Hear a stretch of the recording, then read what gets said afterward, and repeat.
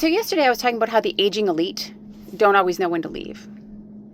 And it got me thinking about something that I posted the other day, with that trend, what was it, kind of chic? The one where I wrote, maybe you didn't see it. I don't know. Maybe I'm taking a little bit of liberties here as to who actually watches my content. But the one that said, having, what was it, fuck you attitude without fuck you money sometimes means you have to shut the fuck up.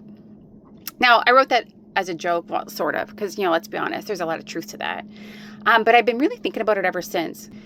Because the internet is so full of, those platitudes. Speak your truth, stop shrinking yourself, set boundaries, know when to walk away when something doesn't serve you, know when to say no. And listen, my internal chatterbox, she loves that shit. She's got some really strong opinions.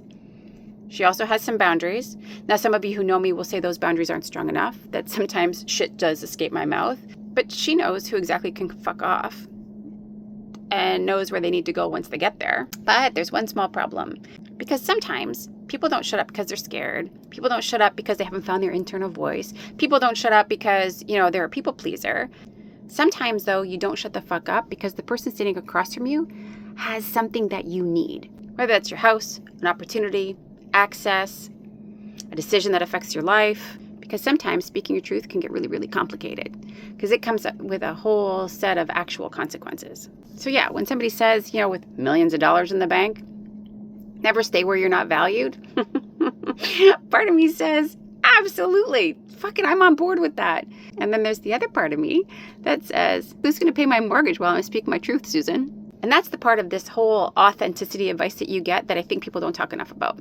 Because we talk about being unapologetically yourself. Like that's a matter of self-confidence. But I'm starting to wonder if that's not also a matter of power. Because maybe it's not about actual fuck you money. Maybe the thing that we're talking about is actually fuck you power. I'll unpack that in the next one.